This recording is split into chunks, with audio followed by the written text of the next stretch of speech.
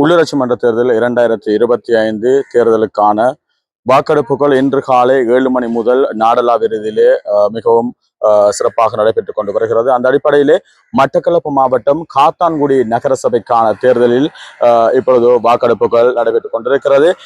குறிப்பாக காத்தான்குடி நகர சபைக்காக 34,686 வாக்காளர்கள் வாக்களிக்க தகுதி பெற்றிருக்கின்றார்கள். அதே போன்று 29 வாக்களிப்பு நிலையங்கள் நிறுவப்பட்டிருக்கிறது.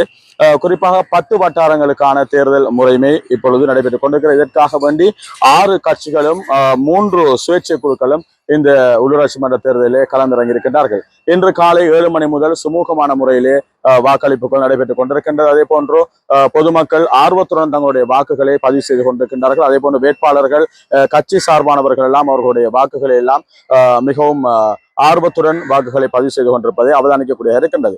அதே போன்று அங்கவீனமுற்றவர்கள் விசேட தேவை உடையவர்கள் அவர்களுடைய வாக்குகளையும் மிகவும் ஆர்வத்தோடு பதிவு செய்து கொண்டிருக்கின்றார்கள். இந்த வாக்களிப்பு மாலை 4 மணி வரை இடம்பெற இருக்கிறது. அதே போன்று வாக்கு தொடர்பான முடிவுகளையும் ஸ்கை தமிழூடாக உங்களுக்கு வழங்குவதற்கு நாம் தயாராக இருக்கின்றோம்.